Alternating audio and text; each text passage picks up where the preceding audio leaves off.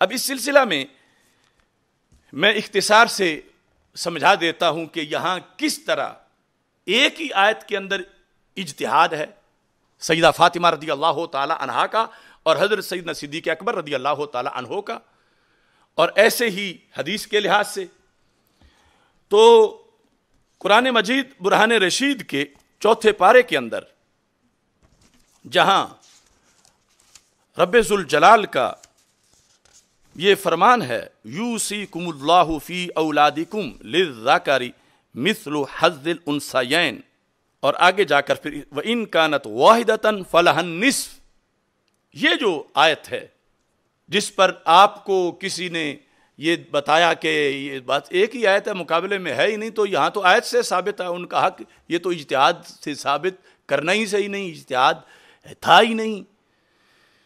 تو اصل میں جیسے وہاں لا تقربا کے 2 نہج کی قسمیں تھیں کہ کیا نہی تحریمی ہے یا کیا نہی تنزیہی ہے، ایسے ہی یہاں بھی 2 قسمیں بنیں گی، اور یہ میرا جواب جو اس کا پہلا حصہ ہے کہ اگر یہ مانا جائے کہ سیدہ طیبہ طاہرہ رضی اللہ تعالی عنہا کو حدیث کا علم نہیں تھا، کیونکہ وہ بھی میں دلائل دوں گا کہ علم تھا، حدیث کا بھی علم تھا، اگر یہ مانا جائے کہ حدیث کا علم نہیں تھا تو پھر بھی یہاں اجتہادی صورتحال تھی، اور حضرت صدیق اکبر رضی اللہ تعالی عنہ کا بھی اجتہاد تھا، اور حضرت سیدہ فاطمہ رضی اللہ تعالی عنہا کا بھی اجتہاد تھا، اور انتہاءً اجتہاد کے اندر جو ہے وہ مصیب ایک ہی ہوتا ہے۔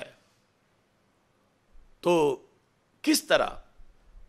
وہ یہ ہے کہ یہ جو یوصیکم ہے، یہ کم جو ضمیر خطاب ہے اس میں 2 احتمال ہیں کہ کیا رسول پاک صلی اللہ علیہ وسلم بھی اس میں موجود ہیں، یا آپ کو خطاب نہیں بحثیت عمل، ویسے تو آپ کے سینے پر ہی قرآن نازل ہوا، لیکن یوصیکم کے اندر خطاب امت کو ہے۔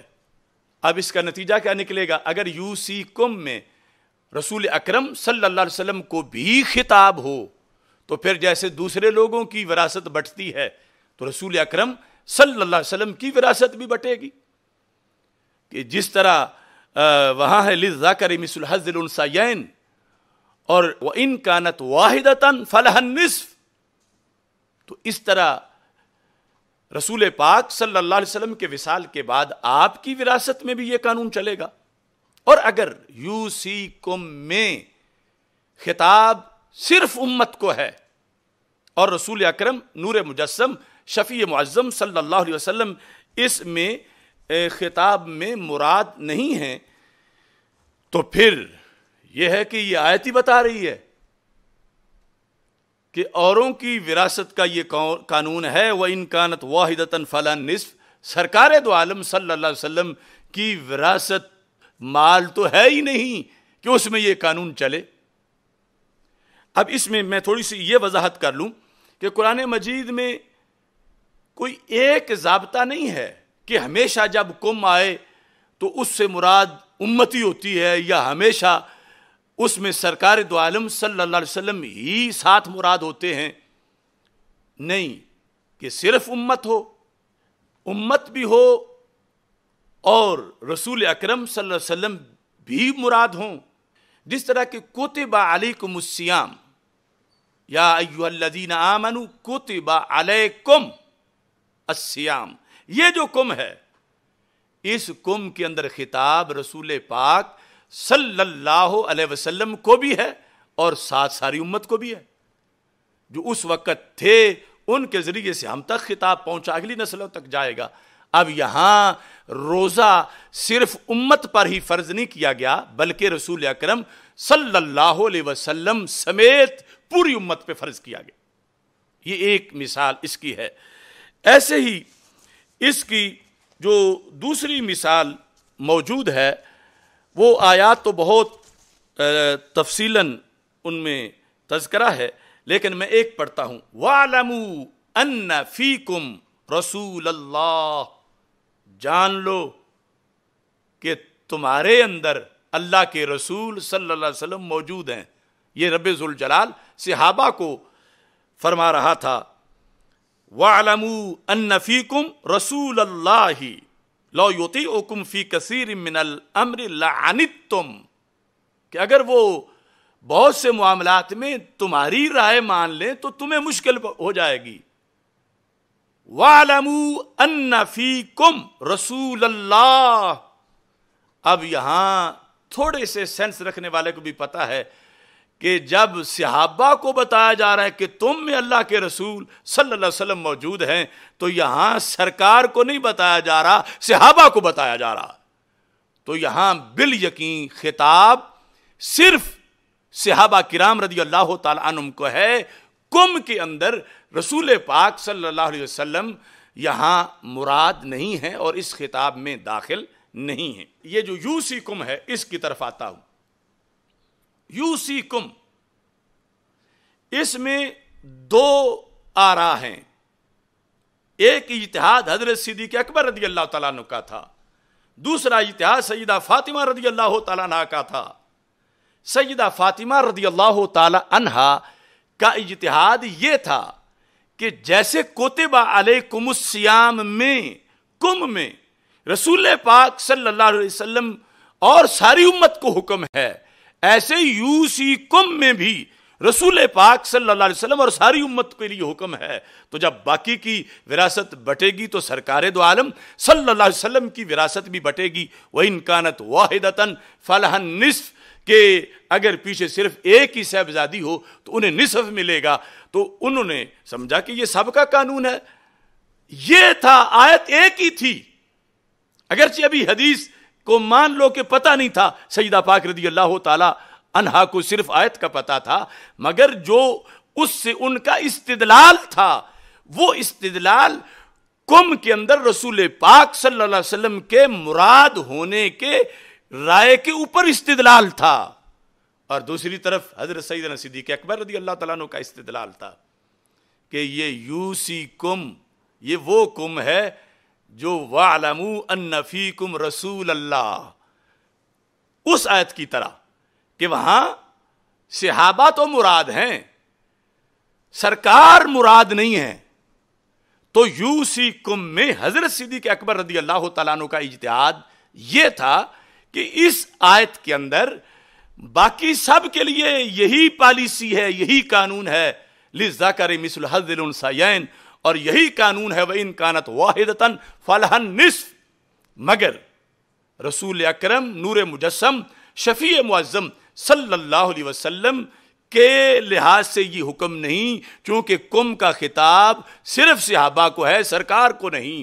تو سرکار دو عالم صلی اللہ علیہ وسلم کا جو ترکہ ہے، یعنی جس میں فدق ہے یا دیگر چیزیں، ان کے اندر وَإِن كَانَتْ وَاحِدَةً فَلَهَا النِّصْفُ یہ چیز لاگو نہیں ہوگی، کیونکہ اللہ آپ کو تو حکم ہی نہیں دے رہا، حکم امت کو دے رہا ہے، اور امت کے لحاظ سے ترکہ بٹے گا امت کا. اور رسول پاک صلی اللہ علیہ وسلم کے لحاظ سے یہ آیت بتا رہی ہے کہ کم کے اندر نبی اکرم صلی اللہ علیہ وسلم مراد نہیں.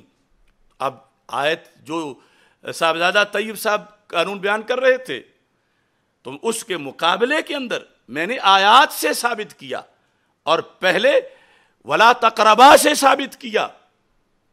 تو کیا یہاں کوئی مقابلے میں دوسری آیت ہے؟ اور کیا یہاں ان کا دعویٰ منصوص ہے اس انداز میں کہ دوسرا احتمال ہی ختم ہو جائے؟ نہیں، کم کے لحاظ سے اجتہاد تھا اور دو آراء تھیں. اس کے بعد دوسرا پہلو اس میں یہ ہے کہ سیدہ فاطمہ طیبہ طاہرہ رضی اللہ تعالی عنہا کو حدیث کا بھی پتہ تھا، اور اس پر بھی مختلف دلائل ہیں. یعنی جب اجتہاد میں جو بہار شریعت میں بتایا کہ کن کن کا اجتہاد تھا، حضرت مولا علی رضی اللہ تعالیٰ عنہ کا، حضرت عباس رضی اللہ تعالیٰ عنہ کا، اور سیدہ فاطمہ رضی اللہ تعالیٰ عنہا کا، تو یہ تو ثابت ہے کہ ان دونوں کو تو حدیث کا پتہ تھا. تو جب ان دونوں کو پتا تھا تو کیا انہوں نے سیدہ فاطمہ رضی اللہ تعالی عنہا کو نہیں بتایا ہوگا؟ اتنے بڑے ایشو پر، اتنے بڑے معاملہ پر، کہ جب ایک ہی ذہن ہے، وحدت ہے اور ایک موقف ہے، اور اس موقف کو یعنی ایک ہی ذکر کیا ہمارے اکابر نے، تو ظاہر ہے کہ ان کو حدیث کا بھی پتہ تھا، مگر حدیث میں بھی اجتہاد تھا، معنی میں دو رائے تھیں، پتہ ہونے کے باوجود پھر وہاں پہ اجتہاد تھا۔ تو یہ تو آپ صرف آیت دیکھیں پھر بھی اجتہاد ہے، یہ مانے کہ انہیں حدیث کا علم نہیں تھا۔ یعنی یہ میں نہیں کہتا کہ ضرور یہ مانو کہ انہیں حدیث کا علم تھا، کیونکہ دوسری طرف بھی اقوال مثلا عمدۃ القاری کے اندر موجود ہے، اس شیخ کو سامنے رکھ کے بھی بات کی گئی ہے، اور وہاں پھر صرف آیت کے لحاظ سے دو اجتہاد بتائے گئے ہیں۔ اور یہ جب صورتحال ہوگی کہ جس کے اندر حدیث کا بھی علم تھا، تو اس پر بھی پھر یہ ہے کہ اجتہاد حدیث کے اندر بھی دو تھے، دو رائے تھیں، اور اس میں بھی اجتہاد حضرت سیدنا صدیق اکبر رضی اللہ تعالی عنہ کا جو تھا وہ درست تھا، جس کو کسی نے درست لکھا، کسی نے بہتر لکھا، کسی نے کسی انداز میں، چونکہ اس پر پیر میر علی شاہ صاحب رحمۃ اللہ علیہ نے لفظ بولے کہ وہ حق تھا، اور کہا کہ مولا علی رضی اللہ تعالی عنہ بھی اس فدق کے فیصلے کے اندر جو حضرت صدیق اکبر کا اجتہاد تھا اس کے حق ہونے کو مان گئے تھے۔ اسی وجہ سے پھر اپنے عہد حکومت میں انہوں نے وہ فیصلہ نہیں بدلا، کیونکہ حق مان لیا تھا کہ فیصلہ حق تھا ہی یہی، تو یہ انہوں نے لکھا، اور سینکڑوں اکابر نے اس سلسلے میں مختلف الفاظ اس چیز کو لکھا۔ اب یہ کہ پتا تھا، یہ فتح الباری شرح بخاری، اس کے اندر جز سادس ہے، صفحہ نمبر 249 ہے، یہ سکرین پر آپ کو الفاظ جو ہیں وہ نظر آئیں گے۔ تو اس میں لکھا ہے، اس پر بحث کرتے ہوئے، جو غاضبت فاطمہ تو رضی اللہ تعالی عنہا، اس پر بحث کہ حدیث سنیں اور غصہ آ جائے حدیث پر، حدیث سننے پر، یہ تو ممکن ہی نہیں۔ وَمَا كَانَ لِمُؤْمِنٍ وَلَا مُؤْمِنَةٍ إِذَا قَضَى اللَّهُ وَرَسُولُهُ أَمْرًا أَن يَكُونَ لَهُمُ الْخِيَرَةُ مِنْ أَمْرِهِمْ۔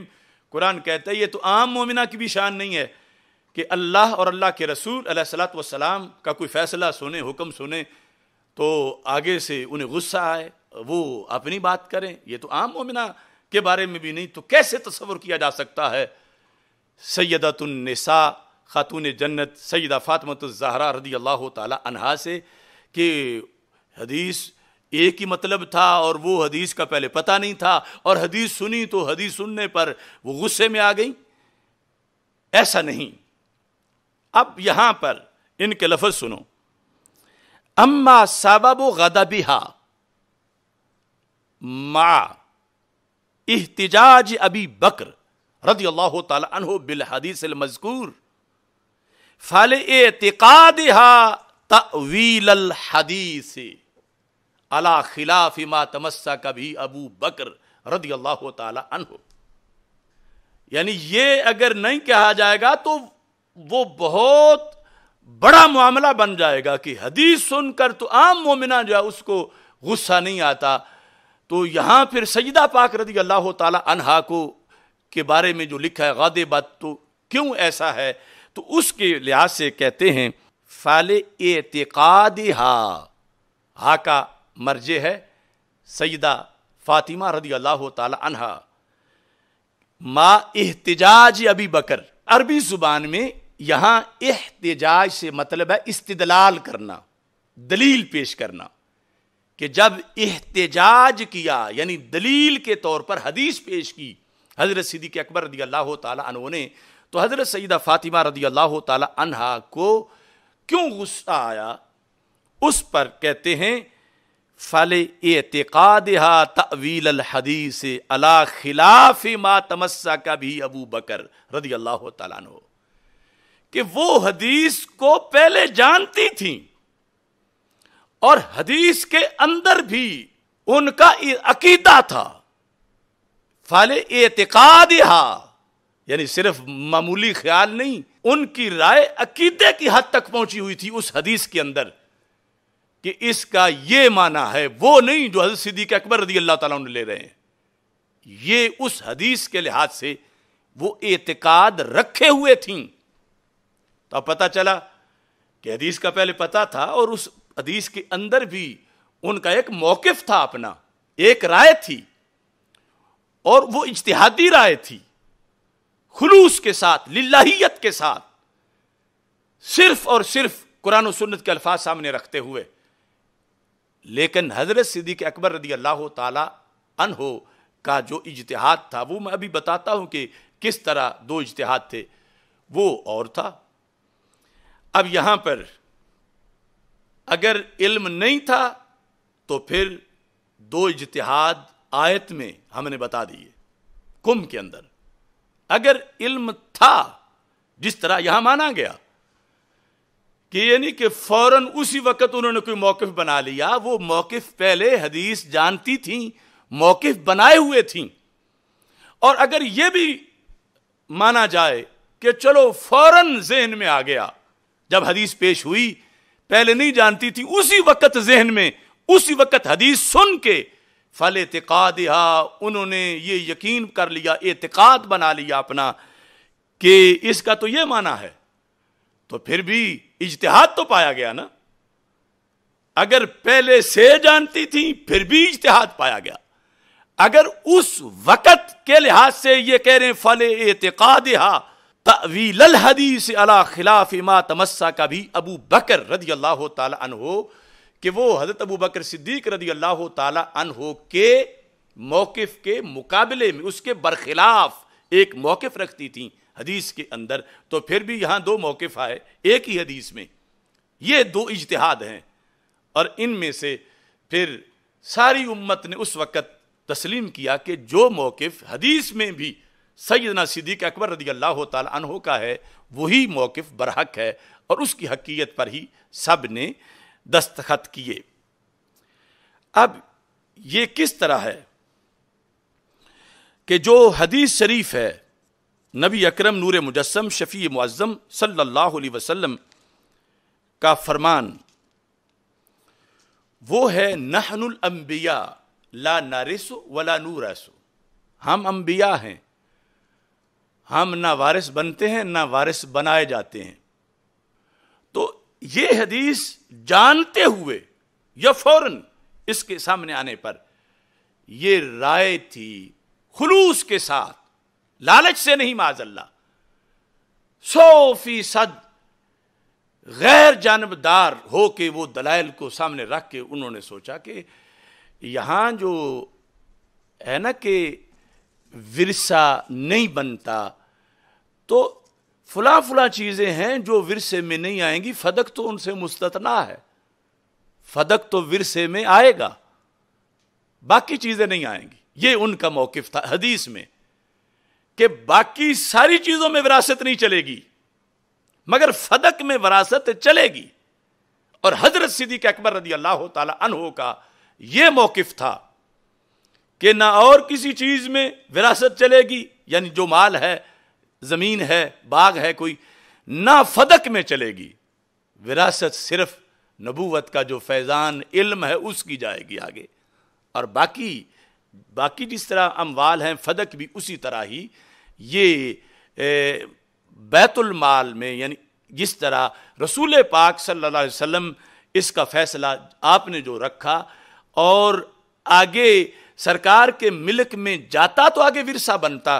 اور وہ اس وقت بھی نبی اکرم صلی اللہ علیہ وسلم جس کیٹیگری میں رکھا تھا کہ اس سے اہل بیت اطہار رضی اللہ تعالی عنہم کے لیے پیش کرتے تھے سرکار جو ان کی ضرورتیں تھی، لیکن باقی بھی اس کے اور مدات میں بھی اس کو خرچ کیا جاتا تھا. تو اسی پر حضرت صدیق اکبر رضی اللہ تعالیٰ عنہ نے دیا، اپنی آخری سانس تک نبھایا اسی طرح ہی. اور پھر حضرت عمر رضی اللہ تعالیٰ عنہ نے بھی اسی طرح نبھایا. صرف ملک میں آگے ٹرانسفر نہیں کیا، لیکن اس کی آمدنی سے جتنا رسول پاک صلی اللہ علیہ وسلم دیتے تھے وہ دیا. بلکہ حضرت پیر میر علی شاہ صاحب رحمۃ اللہ علیہ نے لکھا ہے تصفیہ کے اندر کہ یہ فدق سے کہیں زیادہ انہوں نے مختلف فتوحات سے اہل بیت اطہار علیہم رضوان کو دیا. یعنی جہاں دینا منع نہیں تھا اور دیا جا سکتا تھا تو وہاں انہوں نے اظہار عقیدت اس انداز میں بھی کیا، لیکن جہاں ایک سرکار فکس کر چکے تھے پالیسی، اس کو بدلنا غیر نبی کے بس میں نہیں تھا. اس واسطے حضرت صدیق اکبر رضی اللہ تعالی عنہ نے معذرت پیش کی کہ لا اغیر صدقۃ رسول اللہ صلی اللہ علیہ وسلم، میں رسول پاک صلی اللہ علیہ وسلم کے صدقہ کو تبدیل نہیں کر سکتا، ویسے ہی ہوگا جیسے نبی اکرم صلی اللہ علیہ وسلم نے حکم فرمایا ہے. تو خلاصہ یہ بنا علماء کے لحاظ سے کہ سیدہ فاطمہ رضی اللہ تعالی عنہا کا جو اجتہاد تھا وہ خصوص کا تھا، اور حضرت صدیق اکبر رضی اللہ تعالیٰ عنہ کا اجتہاد عموم کا تھا. یعنی ان کے نزدیک لا نارسو کے اندر عموم تھا کہ نہ کوئی اور چیز ورثے میں جا سکتی ہے نہ فدق جا سکتا. یہ ہے عموم.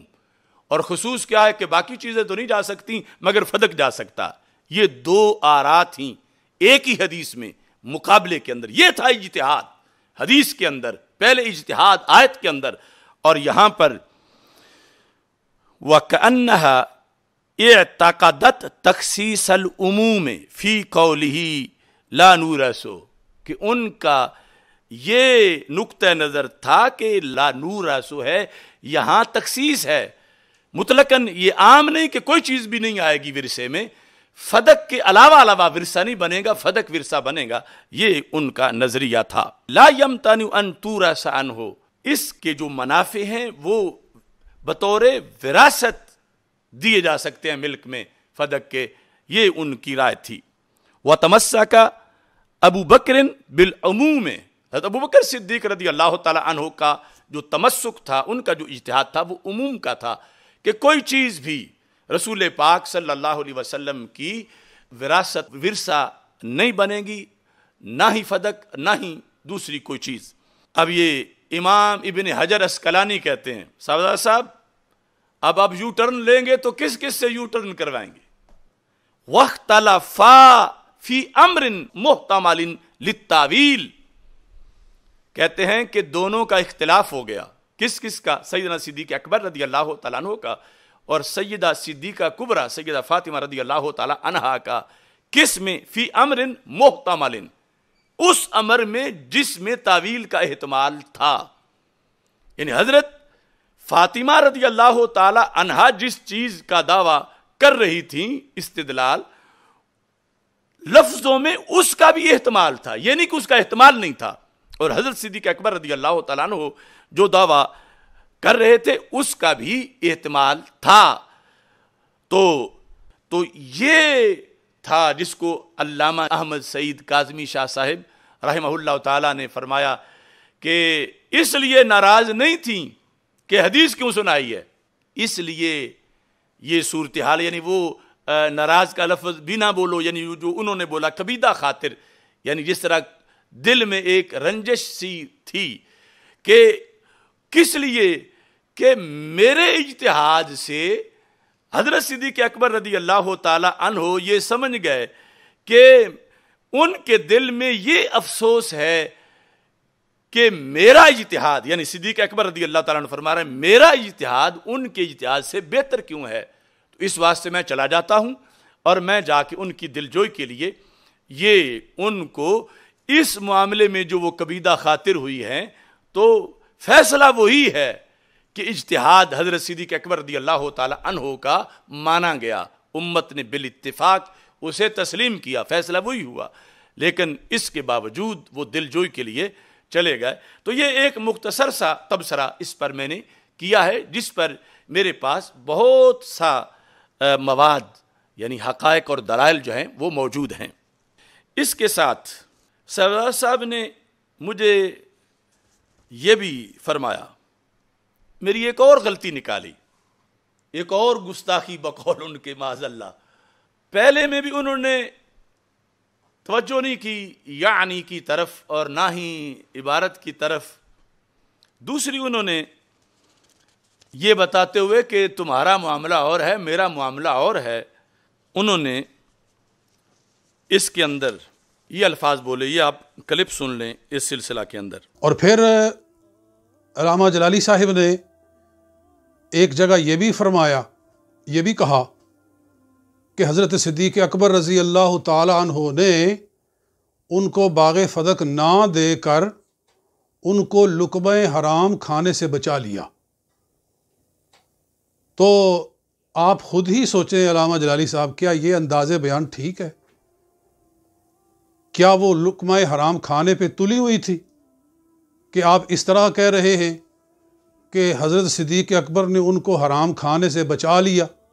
تو انہوں نے یہ بتایا کہ کہتے ہیں پھر علامہ جلالی صاحب نے ایک جگہ یہ بھی کہا کہ حضرت صدیق اکبر رضی اللہ تعالی عنہ نے ان کو باغ فدق نہ دے کر ان کو لقمہ حرام کھانے سے بچا لیا.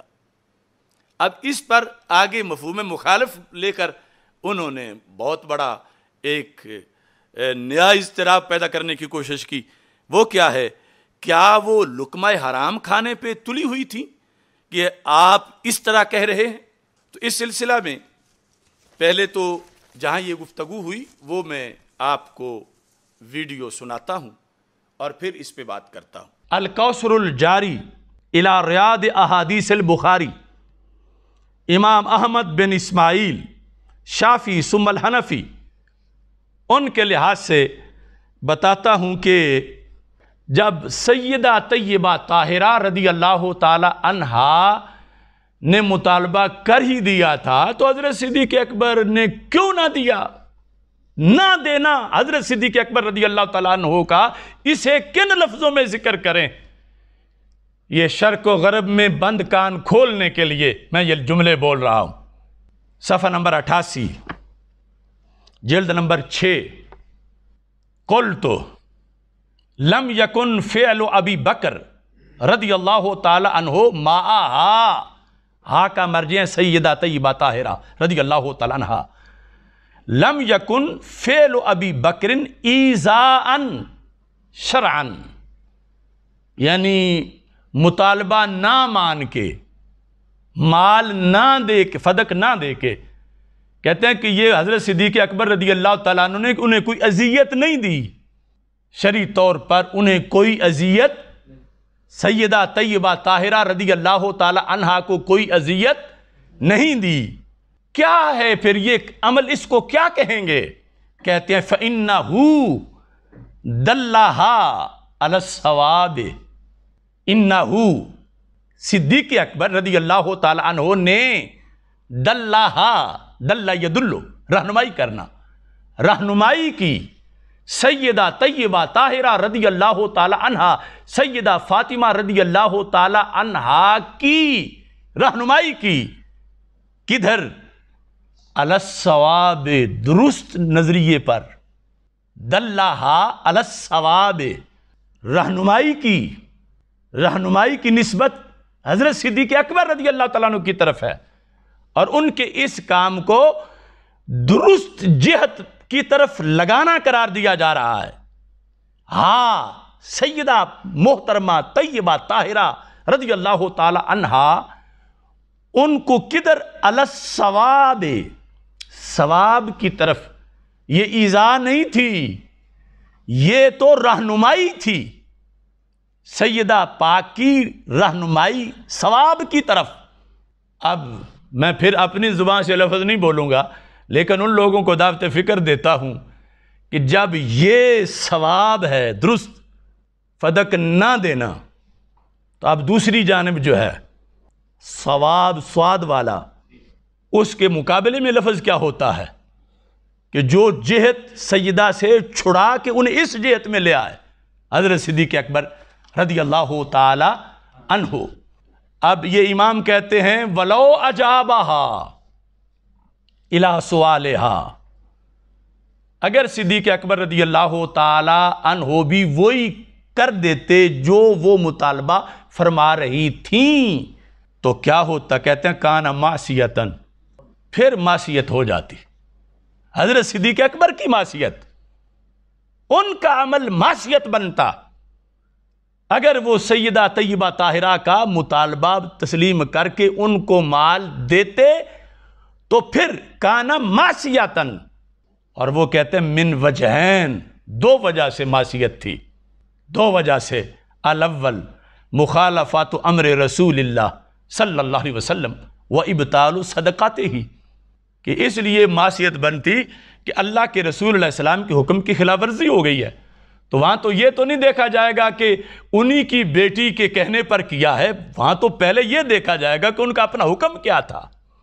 تو معصیت ہوتی کہ سرکار کے حکم کی خلاف ورزی ہو جاتی، اور پھر وَإِبْطَالُ صَدْقَاتِهِ، سرکار کے صدقے کا ابطال لازم آتا۔ الثانی، یہ جملے ہیں طہارت سیدہ کے لیے قلعے کی حیثیت میں، اور قیامت تک کے سیدوں کی عظمت کے تحفظ کے لیے۔ کیا الثانی کیوں نہیں دیا؟ دیتے تو معصیت ہو جانی تھی، حالانکہ اگر دے دیتے تو ان کے خلاف تو آج بھونکنے والے نہ بھونکتے، مگر نقصان کیا ہوتا؟ مقدس آل کے طرف لقمہ حرام چلا جاتا۔ الثانی انہو کان ما یعطی لفاطمہ مالا حراما بلا خلاف، صدیق اکبر حضرت طیبہ فاطمہ رضی اللہ تعالی عنہ کو حرام مال کیسے دے سکتے تھے جس کو شریعت نے مال حرام کہا ہو؟ تو اصل میں یہ میں نے نہیں کہا حضرت، یہ الکوثر الجاری کے مصنف نے کہا۔ اب اگر آپ کو یہ اعتراض ہے کہ انہوں نے عربی میں کہا، آپ نے اردو میں کیوں کہا، تو میں اردو میں بھی دکھا دیتا ہوں آپ کو۔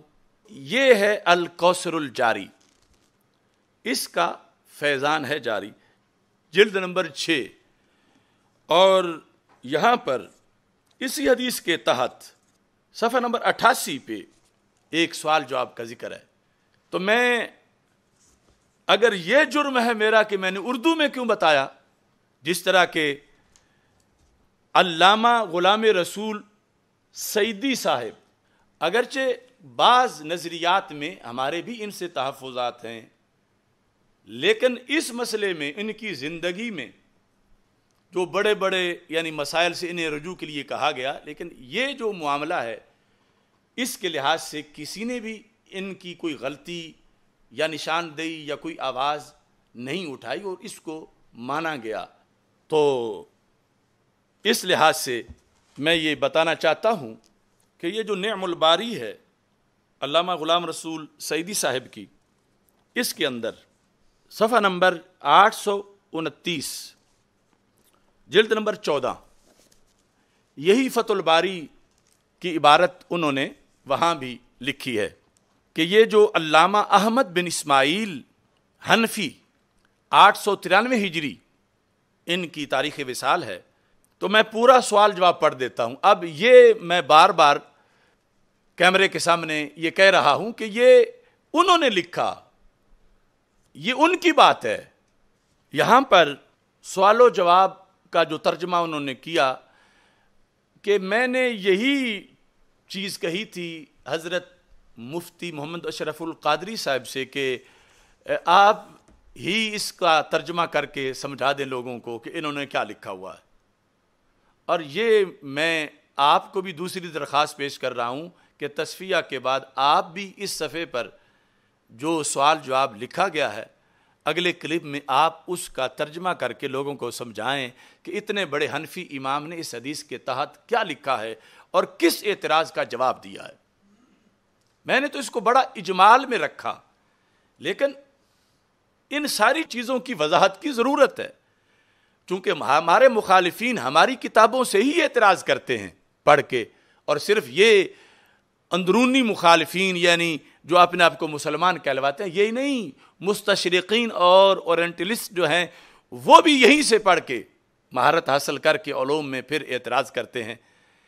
تو اس واسطے یہ کبوتر کی طرح آنکھیں تو بند نہیں کی جا سکتی کہ کون فتح الباری کی شرح لے گا، کون عربی سیکھے گا، کون ترجمہ کرے گا، کون اعتراض کرے گا۔ تو اس بنیاد پر یہ چیز تو ہے کہ جو عربی میں ہے وہ اردو میں بھی لکھنی پڑے گی اگر کوئی ٹرانسلیشن کرتا ہے، یا سب کچھ جاننا پڑے گا۔ تو یہاں انہوں نے لکھا، یعنی یہ غلام رسول سعیدی صاحب کا بھی اپنا نہیں، صرف ان کا ترجمہ ہے، ترجمے کے لحاظ سے میں بات کر رہا ہوں۔ ویسے یہ جس طرح کہ ہم پہلے صرف یہ پیش کر چکے ہیں الکوثر الجاری الی ریاض احادیث البخاری، اس میں انہوں نے سوال کر کے جواب دیا۔ اس سوال اور جواب میں بھی بڑی رہنمائی ہے۔ اب یہاں پر اگر تم یہ سوال کرو کہ رسول اللہ صلی اللہ علیہ وسلم نے فرمایا ہے فاطمہ میرے جسم کا ٹکڑا ہے اور جو چیز اس کو تکلیف دے وہ مجھے تکلیف دیتی ہے، یعنی یہ حدیث شریف کا ترجمہ جو اعتراض میں ہے، اور ایک روایت میں آپ صلی اللہ علیہ وسلم نے فرمایا ہے جس نے فاطمہ رضی اللہ تعالی عنہا کو ایذا دی اس نے مجھے ایذا دی، تو یہ اعتراض ہے۔ تو مطلب کیا ہوا؟ یعنی یہ روافظ پھر آگے کہتے ہیں کہ حضرت صدیق اکبر رضی اللہ تعالیٰ عنہ نے جب باغ نہیں دیا اور غاضبت فاطمہ تو، اور یہ معاملات جو ہیں آئے، اور یعنی غاضبت فاطمہ تو میں عربی لہجے میں پڑھ رہا ہوں، یہ نہ کل کوئی کہے کہ انہوں نے تو حضرت فاطمہ کو فاطمہ تو کہا ہے، کیونکہ آج کل ایسے عربی دان بھی ہیں۔ مجھے اچھی طرح یاد ہے کہ سودرے میں جب مصلی سناتا تھا تو وہاں ایک مؤذن جب اذان پڑھتا تھا تو اس پر کچھ لوگوں نے کہا یہ توہین کرتا ہے، کہ درود شریف میں توہین کرتا ہے۔ کیوں؟ انہوں نے کہا کہ رسول پاک صلی اللہ علیہ وسلم تو سید ہیں، یہ سیدی کہتا ہے، الصلاۃ والسلام علیکہ یا سیدی یا رسول اللہ، یعنی یہ میرے سامنے کی بات ہے۔ اب یعنی بڑا وہ اپنی طرف سے ناموس رسالت صلی اللہ علیہ وسلم کے پہرے دار بن کر کہ اتنا ظلم ہو رہا ہے، سرکار سید ہیں اور یہ درود میں روزانہ کئی بار سیدی کہتا ہے، سیدی تو چھوٹا سا ہوتا ہے، سرکار تو سید ہیں۔ تو اب ان کو یہ نہیں پتا تھا کہ سیدی عربی زبان میں میرے سید کو کہا جاتا ہے، میرے سردار کو، وہ اپنے استدلال میں۔ تو اس طرح کے آج بہت بڑے بڑے سکالر جو ہیں اور خطباء میدان میں اتر چکے ہیں اور ان کے استدلال ہے، اس واسطے مجھے غاضبت فاطمہ تو جو ہے وہ عربی زبان میں چونکہ فاعل ہیں حدیث کا غاضبت کا، تو اس لیے میں نے کہا کسی کو غلط فہمی نہ ہو۔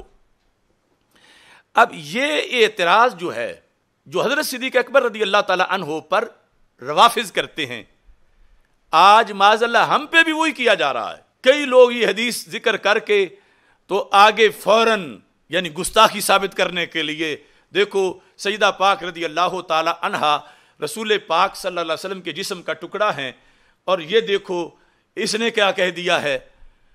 تو یہ یعنی جیسے وہ سید کے لحاظ سے وہ لوگ احتجاج کر رہے تھے کہ سیدی کیوں کہا، سرکار تو سید ہیں، یہ اسی کیٹیگری کے لوگ ہیں۔ اب یہاں سیدنا صدیق اکبر رضی اللہ تعالی عنہ پر اعتراض ہوتا آیا ہے ظالموں کی طرف سے 14 صدیوں میں، اور آج بھی وہ کر رہے ہیں۔ اس کا ذکر کر کے امام احمد بن اسماعیل حنفی جواب دیتے ہیں، یہ میں نے ذکر کیا تھا، جس کو صاحبزادہ صاحب نے کہا کہ آپ کا تو مسئلہ اور آپ نے تو یہ بھی کہا ہوا ہے۔ میں کہتا ہوں حضرت ابو بکر رضی اللہ تعالی عنہ نے حضرت سیدہ فاطمہ علیہ السلام کے ساتھ جو معاملہ کیا وہ شرعن ایذا نہیں تھا، یعنی فدق نہ دینا، شرعن ایذا نہیں تھا۔ حضرت ابو بکر رضی اللہ تعالی عنہ نے ان کی صحیح مسئلہ کی طرف رہنمائی کی، صحیح مسئلہ کی طرف رہنمائی کی۔ مثلا عربی میں یہ لکھا ہے لم یکن فعل ابی بکر رضی اللہ تعالی عنہ ما ایذاء شرعا فانه دلها علی الصواب۔ اب یہ ترجمہ کہ حضرت صدیق اکبر رضی اللہ تعالی عنہ نے ان کی صحیح مسئلہ کی طرف رہنمائی کی۔ اب یہ جملہ جو ہے صاحب جس طرح آپ نے مفہوم مخالف فوراً بنا کے چڑھائی شروع کر دی، تو اب اس کا مفہوم مخالف کیا بنے گا کہ حضرت صدیق اکبر رضی اللہ تعالی عنہ نے سیدہ فاطمہ رضی اللہ تعالی عنہا کی صحیح مسئلے کی طرف رہنمائی کی، تو رہنما مانا گیا حضرت صدیق اکبر رضی اللہ تعالی عنہ کو، کس کا؟ سیدہ فاطمہ رضی اللہ تعالی عنہا کا، کس لحاظ سے؟ کہ ان کو صحیح رستے کی طرف رہنمائی کی۔ تو کیا وہ پہلے غلط رستے پہ تھیں؟ صحیح مسئلہ کی طرف رہنمائی کی۔ تو آپ بتائیں جو صحیح کے مقابلے میں ہوتا ہے وہ کیا ہوتا ہے؟ یعنی اس طرح آج بچگانہ گفتگو شروع ہو گئی ہے۔ یہ جملہ اور بھی، یعنی آپ نے تو ظاہر ہے کہ خلوص سے پیش کیا ہوگا، لیکن اور بہت سے بگھوڑے، وہ ایک بچہ جمورہ ہے سیالکوٹ میں، وہ بھی اس کو پیش کر رہا تھا کہ رجوع کریں، ڈاکٹر صاحب نے تو یہ بھی کہہ دیا ہے۔ تو یہ ان کی صحیح مسئلہ کی طرف رہنمائی کی۔ یہ تو پہلی بات بڑی قابل گرفت ہے اس نقطہ نظر پر جو مفہوم مخالف کے لحاظ سے آپ نے یہ کہا کہ کیا وہ مال حرام کھانے پہ تلی ہوئی تھی؟ تو کیا وہ پہلے صحیح نہیں تھی؟ کیا جو رسول پاک صلی اللہ علیہ وسلم کے جگر کا ٹکڑا ہوں ان کو بھی کسی رہنما کی ضرورت ہے؟ اگر ان کو صحیح رستے کی طرف، صحیح مسئلے کی طرف رہنمائی کی تو پہلے کس مسئلے پر وہ تھیں کہ ان کی صحیح مسئلے کی طرف رہنمائی کی؟ ہم نے یہ سب کچھ اپنی گفتگو میں ابتداً اجمالاً ذکر کیا اور کہا کہ میں اس کا ترجمہ نہیں کروں گا، ترجمہ آپ کر لیں۔ خلاصے میں ایک جگہ وہ جملہ جو بولا آپ نے وہی جملہ پکڑ لیا، تو اب پورا ترجمہ آپ نے کرنا ہے۔ یہ ہوم ورک ہے آپ کا کہ آپ نے وہ تصفیہ کی عبارت اور یہ سوال جواب اپنے لفظوں میں بیان کرنا ہے، تو پھر آپ کو پتہ چلے گا کہ میرے کلام میں اور آپ کے کلام میں فرق کیا ہے۔ اب دیکھیے رہنمائی کی اگلا جملہ، اور اگر حضرت ابو بکر رضی اللہ تعالی عنہ حضرت فاطمہ علیہ السلام کے مطالبہ پر ان کو فدق کی زمین اور خیبر کا خمس دے دیتے تو یہ حضرت ابو بکر صدیق رضی اللہ تعالی عنہ کی دو وجہ سے معصیت تھی، بنی نہیں معصیت کیونکہ دیا نہیں، لیکن اگر دے دیتے تو دو وجہ سے معصیت تھی۔ اب میں کہتا ہوں یہاں بھی مفہوم مخالف پھر بتاؤ لوگوں کو کہ اگر فدق دینا معصیت تھا، جیسے انہوں نے لکھا اصل میں امام قرآنی نے اور آگے انہوں نے ترجمے میں لکھا، تو پھر فدق کا مطالبہ کرنے کے لحاظ سے کیا لفظ بولیں گے؟ کہ اگر فدق دے دیتے تو دو لحاظ سے معصیت بنتی، نہیں دیا تو معصیت سے بچ گئے۔ حضرت صدیق اکبر رضی اللہ تعالیٰ عنہ تو جس فدق کو دینے پر حکم معصیت کا لگنا تھا، اس فدق کو مانگنے کے لحاظ سے جو حکم ہے وہ کیا حکم ہوگا، یہ بھی آپ اپنی گفتگو میں بیان کریں۔ اور پھر وہ دو وجہ کیا ہیں تاکہ جو میرے طرف تم نے جملے منسوب کیے وہ آپ سن لیں۔ الاول، اس لیے معصیت بنتا فدق دینا رسول اللہ صلی اللہ علیہ وسلم کے حکم کی مخالفت ہوتی، تو ظاہر ہے کہ سرکار کے حکم کی جو مخالفت کرے تو وہ معصیت ہی ہوتی ہے۔ اب یہاں بھی مقابلے میں بولے نا وہ جملہ کہ کس کے کہنے پر مخالفت کرتے؟ اگر دیتے تو رسول اللہ صلی اللہ علیہ وسلم کے حکم کی مخالفت ہوتی، دیا نہیں، لیکن دیتے تو مخالفت ہوتی، تو اس مخالفت کا مطالبہ کدھر سے کیا جا رہا تھا، اس پر کیا لفظ بولا جائے گا؟ اور ساتھ ہی یہ ہے کہ اور آپ کے صدقہ کو باطل کرنا لازم آتا۔ وہ عربی زبان میں یہ ہے کہ مخالفت امر رسول اللہ صلی اللہ علیہ وسلم و ابطال صدقاتے ہی، تو سرکار دو عالم صلی اللہ علیہ وسلم کے صدقہ کو باطل کرنا کوئی چھوٹی بات تو نہیں، معصیت ہے۔ یعنی اگر ہوتا تو گناہ کبیرہ ہوتا معاذ اللہ، کہ سرکار کے فیصلے کو بدلنا کوئی چھوٹی سی بات تو نہیں۔ اب یہ لکھ رہے ہیں پہلی شق کے اندر دو چیزوں کو کہ کیا ہوتا، پھر یہ ہے کہ لازم آتا کہ رسول پاک صلی اللہ علیہ وسلم کا صدقہ بدل دیا گیا ہے، تو اب یہ کس کی وجہ سے لازم آتا؟ کون بدلوانا چاہتا تھا رسول پاک صلی اللہ علیہ وسلم کے صدقے اور فیصلے کو؟ کون بدلوانا چاہتا تھا؟ تو کیا آپ اب مقابلے میں وہ لفظ بولیں گے اور ان کو سیدہ پاک کی طرف منسوب کریں گے؟ تو ہم نے تو بڑے محتاط انداز میں اس جگہ سے ہم گزرے اور یہ ساری چیزیں جو ہیں ان کے لحاظ سے ایک اجمالی طور پر، حالانکہ ان چیزوں کی وضاحت جب یہ مخالفین اعتراض کر رہے ہیں اتنا بڑا کہ حضرت صدیق اکبر رضی اللہ تعالی عنہ نے معاذ اللہ اذیت دی، اور آگے پھر قرآن کی آیت پڑھتے ہیں جو اذیت دیتے ہیں ان کو تو یہ جگر کا ٹکڑا ہے، جسم کا ٹکڑا ہے رسول پاک صلی اللہ علیہ وسلم کے جسم کا، تو پھر سرکار کو اذیت ہوئی، اور جو سرکار کو اذیت دے اس پر تو قرآن میں لعنت کی گئی ہے، تو وہ پھر کہاں سے بات کہاں تک، اور کتنا گھڑ کے غلط استدلال کر کے سیدنا صدیق اکبر رضی اللہ تعالیٰ عنہ کو گالیاں دیتے ہیں۔ تو اس لیے ان باتوں کی وضاحت تو ہونی چاہیے، اور یہاں انہوں نے جو ترجمے میں لکھا وہ میں پیش کر رہا ہوں۔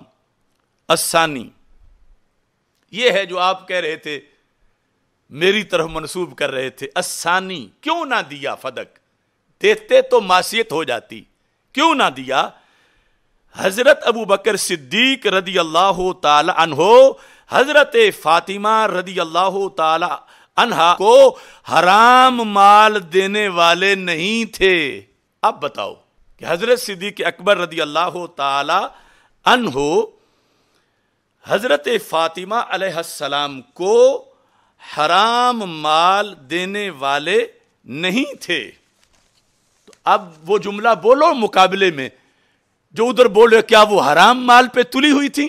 اپنی طرف سے تم نے بولا، تو یہاں یہ جملہ تھا، اس کے مقابلے میں اب جب یہ ترجمے کے لحاظ سے اس کو انجو ذکر کیا جائے گا جو خلاصے میں ہم نے ذکر کیا، تو کہ حضرت صدیق اکبر رضی اللہ تعالیٰ عنہ سیدہ فاطمہ رضی اللہ تعالیٰ عنہ کو حرام مال دینے والے نہیں تھے، تو اب کیا جملہ آئے گا مقابلے میں کہ کیا سیدہ پاک رضی اللہ تعالی عنہا کوئی حرام مال لینے پہ تلی ہوئی تھی؟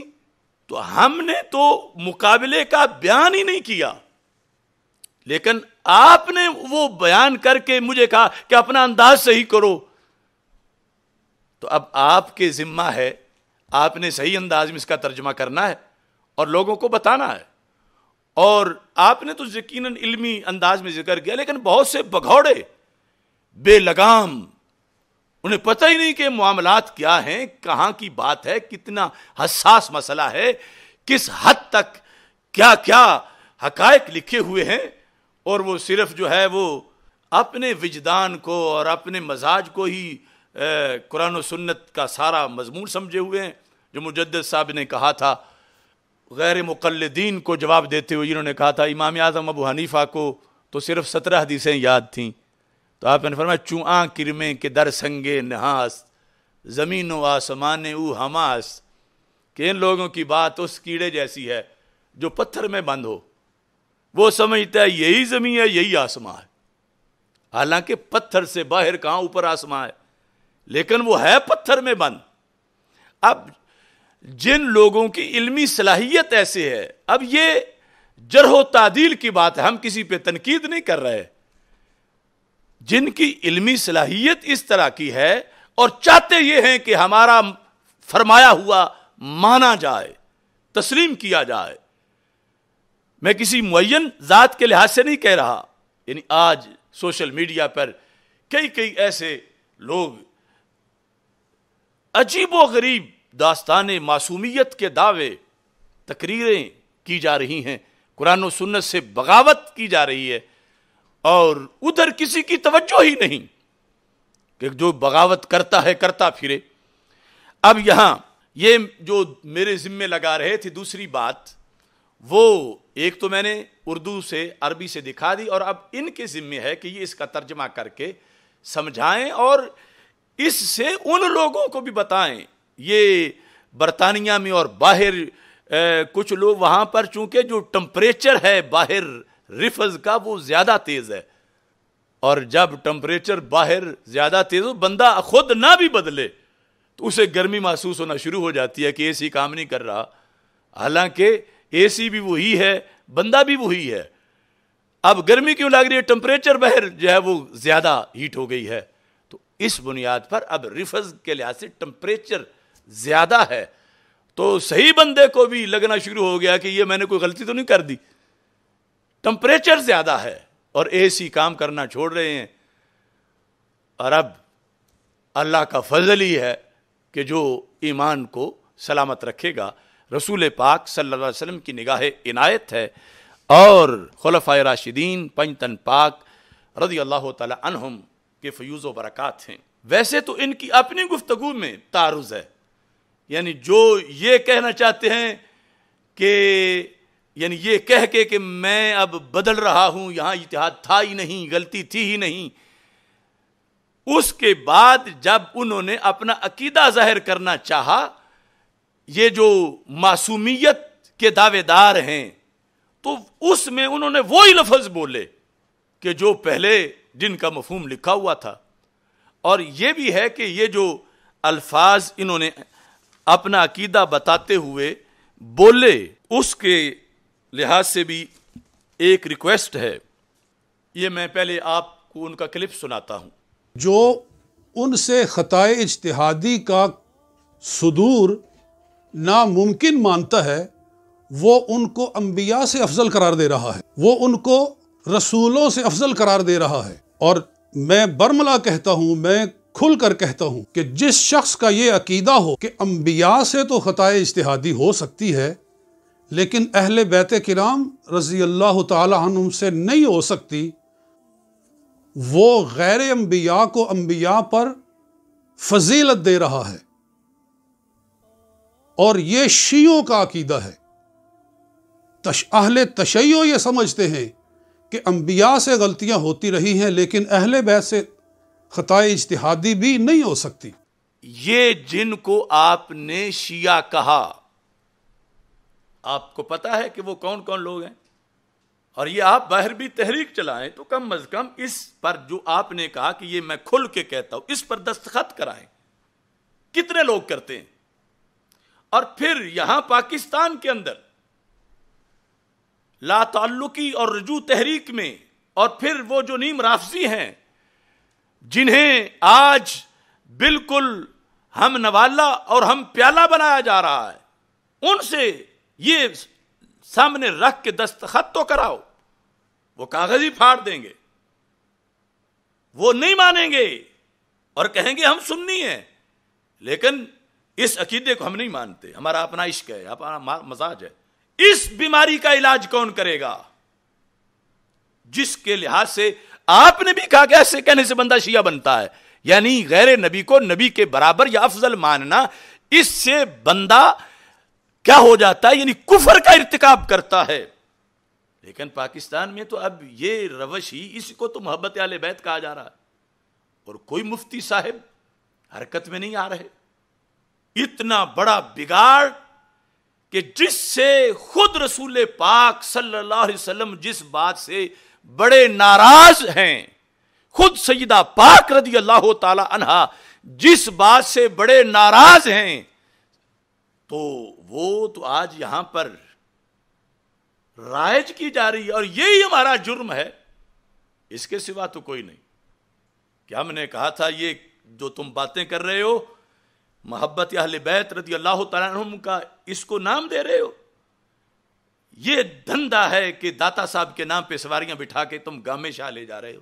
اہل بیت کی محبت کا نام لے کر تم لوگوں کو رافضی بنا رہے ہو.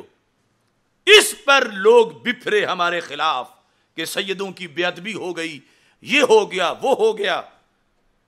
ہمیں معلوم ہے کہ سادات کا ادب کیا ہے، اور اللہ کے فضل سے اس پہ قائم ہے. ان کے نالین سے لگنے والے مٹی کے ذرے بھی ہماری آنکھوں کا سرما ہے. اگر دین دین ہے، شریعت شریعت ہے، یہی ہے سادات سے محبت. کہ اگر وہ کربلا کے میدان میں 72 تن دیتے ہیں، خود اپنا آپ پیش کرتے ہیں اور دین بچاتے ہیں، تو آج دین پہ پہرا دینا یہ ہے محبت امام حسین، یہ ہے حب فاطمۃ الزہرا رضی اللہ تعالی عنہا، یہ ہے وہ اذان کربلا جو امام حسین رضی اللہ تعالیٰ عنہ نے دی اور دین محفوظ کیا. اب لوگ دھڑا دھڑ جہنم میں گرتے رہیں اور ہم اس ڈر سے پیچھے ہٹتے رہیں کہ ہم نے اگر ان کو سمجھایا تو ہمیں کوئی خارجی کہے گا، ناسبی کہے گا، گستاخ کہے گا، تو ہمیں کوئی خطرہ نہیں، ہمیں کوئی 1000 بار تانے دے، لیکن جو ڈیوٹی ہے امر بالمعروف اور نہی عن المنکر کی، انشاءاللہ آخری سانس تک وہ ڈیوٹی اور وہ فرض اس کی ادائیگی اللہ کے فضل سے ہوتی رہے گی۔ ایک آپ نے مجھے یہ بھی کہا، اور یہ آپ نہیں کہہ رہے، بہت سے لوگ کہہ رہے ہیں، ان کے اساتذہ، ان کے شیوخ سب نے اس پر اظہار ناراضگی کیا۔ یقیناً میرے بہت سے اساتذہ ہیں اور کسی کا بھی انکار کرنا مقصود نہیں، مگر یہ الزام لگانا سارے اساتذہ کے لحاظ سے یہ بہت غلط ہے۔ آپ تو جانتے ہیں بکی شریف کے ماحول کو کہ حضرت علامہ حافظ کریم بخش صاحب زیدہ شرفہ ہزاروں علماء کے استاد ہیں۔ حضرت حافظ الحدیث رحمۃ اللہ علیہ کے عہد مبارک میں بھی فتویٰ وہ دیتے تھے۔ حضرت پیر سید مظہر قیوم مشہدی رحمہ اللہ تعالی، مناظر اسلام حضرت پیر سید محمد عرفان شاہ صاحب مشہدی، مولانا محمد ظہور احمد جلالی صاحب، ان کے علاوہ سینکڑوں شیوخ الحدیث مفتیان کرام کے وہ استاد ہیں، اور ان کا موقف کیا ہے یہ ذرا آپ ان کا کلپ سنیں۔ اپنے علماء جڑے نے وہ بھی معترض نے، حالانکہ انہوں نے معترض نہیں ہونا چاہیے، انہوں نے مسئلے کی اہل سنت دیکھنا چاہیے وہ کی ہے۔ اگر ڈاکٹر صاحب مسئلے کے اہل سنت کے مطابق چلتے ہیں تو دوسرے علماء نے انہوں نے تائید کرنی چاہیے، نہ کہ جڑے نا انہوں کے خلاف بولنا چاہیے۔ ڈاکٹر صاحب جڑا نا وہ جڑا انہاں خطا دا لفظ بول رہے نا اجتہادی خطا، وہ تو نبیوں کو بھی ہو جاتی ہے اجتہادی خطا۔ تو یہ تو مسلم مسئلہ ہے نا کہ جڑا حضرت خاتون جنت نے وہ معصومہ نہیں، محفوظہ نہیں، کہ محفوظہ ہونا معصومہ نالوں بھی زیادہ کمال بن جاتا ہے، اس لحاظ نال کہ معصوم تو ہوتا جس کو گناہ ہوتا ہی نہیں، اللہ نے وہ وجہ سے صلاحیت نہیں پیدا کی گناہ کی، اور محفوظہ ہوتی ہے کہ وہ صلاحیت ہے گناہ دی لیکن وہ بچتی ہے، مرد ہوئے یا عورت ہوئے بچتا ہے۔ اس لحاظ نال محفوظ ہونا یہ بہت بڑا کمال ہے۔ تو ڈاکٹر صاحب جڑے نا جڑا وہ بغیر دلیل کے بات نہیں کرتے، انہاں علماء نو چاہیے کہ یہ جڑے نا جڑے مشکوک نے نا انہوں نے چاہیے کہ مسلک دا تحفظ کردیا ہوا ڈاکٹر صاحب دے کول آون تو انہاں نال بالمشافہ گفتگو کرن تو یہ بہتر رہے گا۔ ڈاکٹر صاحب جڑے نا اپنے موقف دے اتنے مسلک اہل سنت دے اتنے وہ پکے پیڈے نے، جے انہاں اگر وہ اس بات کو رجوع کرتے ہیں یہ تو مطلب اہل سنت دا مذہب جڑا ہے وہ کو رجوع کر رہے ہیں، اہل سنت کے مذہب نو چھڈ رہے ہیں، اس واسطے یہ چیز صحیح نہیں۔ اور پھر یہ سنیے، دیکھیے، اللہ تعالیٰ استقامت دے رہے۔ ڈاکٹر صاحب کا موقف بالکل صحیح ہے، میں تائید کرنا انبیاء کرام ملائکہ معصوم نے، انہیں تو خطا نہیں ہوتی، باقی صحابہ ہون اہل بیت ہون انہوں کو خطا اجتہادی ممکن ہے، خطا اجتہادی ممکن ہے، یہ کوئی بعید نہیں، سارے صحابہ تابعین تبع تابعین دا سارے دا یہ موقف آ رہے۔ تو علماء چاہیے یہ نال اشرف صاحب دے نال بیان کرنا، یہ تباہی کار ہے شیعہ، یہ شیعہ دے موقف نال لگ گئے علماء، سنی لگے پے نال انہاں دے، وہ شیعہ نال لگے پے، وہ سنی وہ کچے ہو گئے جی لگے پے۔ اللہ استقامت دے، اللہ بچائے محفوظ۔ یہ ہیں شیخ الحدیث علامہ نذیر احمد صاحب حافظہ اللہ تعالی، یہ بھی ان ساری شخصیات کے استاد ہیں، اور ان کے لفظ سنو کتنے گرم ہیں۔ ابھی یہ تو ہم نے تھوڑے سے پیش کیے، ہمارے جو پورا ایک جہان ہے جامعہ محمدیہ نوریہ رضویہ بھکی شریف کے جو فارغ التحصیل ہیں، اس جہان علم میں یہ دو آفتاب اس وقت ہمارے اسلاف کی نشانی ہیں، یعنی یہ ہیں اب بڑے اساتذہ، بڑے استاد کے مسند پر یہ لوگ ہیں، اور ان کا موقف آپ نے سن لیا۔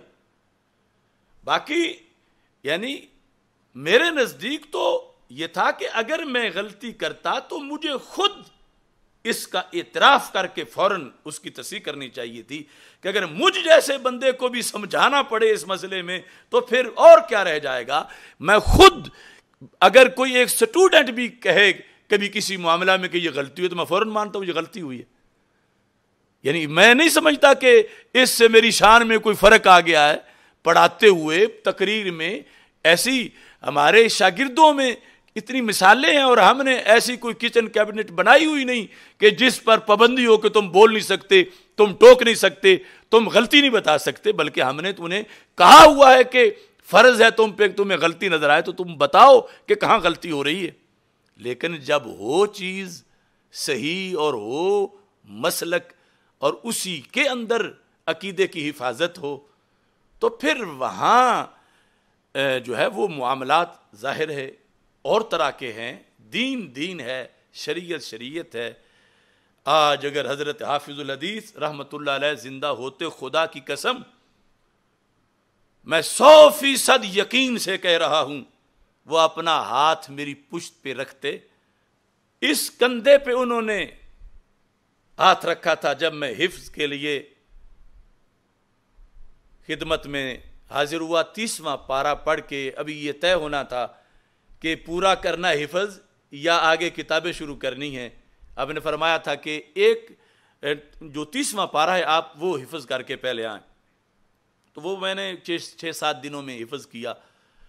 تو آپ نے یہاں سے مجھے کندھے سے پکڑ کے تو فرمایا کہ میں تو یہ سمجھ رہا تھا کہ 2-2.5 سال تو ضرور لگیں گے حفظ میں, تو آپ تو بڑے بہادر ہیں. یعنی یہ لفظ ذہین کی جگہ بہادر کے آپ نے بول کے یہاں سے مجھے کندھے سے پکڑ کے فرمایا تو حفظ کر. تو اللہ کے فضل سے تقریباً 6.5 مہینے میں حفظ کیا اور مسلسل سعادت میسر ہے. تو مجھے یقین ہے کہ اگر آج روئے زمین پہ وہ زندہ ہوتے تو خدا کی قسم میں اس حد تک, چونکہ میرے بڑے بڑے معاملات ان کے وصال کے بعد خوابوں کے ذریعے سے حل ہوتے رہے اور ایسے عجیب و غریب فیصلے ہیں, میں ذکر کروں تو لوگ حیران رہ جائیں. تو اللہ کا فضل ہے, ہمیں اپنے شیخ کی رضا حاصل ہے اور ہم سب کچھ کر رہے ہیں نبی اکرم نور مجسم شفیع معظم صلی اللہ علیہ وسلم کی دہلیز کی خیرات کے لیے, حضرت سیدہ پاک رضی اللہ تعالی عنہا کی دہلیز کی خیرات کے لیے, خلفائے راشدین رضی اللہ تعالی عنہم کے فیوز و برکات کے لیے. اور اس میں دنیا میں آزمائشیں ابتلا جو ہو تو یقیناً اس چراغ راہ گزر کا بھی خدا تو ہے. مجھے بھی مصطفیٰ کی آل کی شفقت نے پالا ہے, نہ نکلے کوئی بھی میری حمایت میں تو کیا غم ہے, خدا و مصطفیٰ کے فضل نے مجھ کو سنبھالا ہے. اس بنیاد پر میں اپنا یہ موقف مسلسل دلائل کی شکل میں پیش کر رہا ہوں اور لوگوں کو انتظار ہے کہ دوسری طرف سے کیوں نہیں دلائل پیش کیے جا رہے.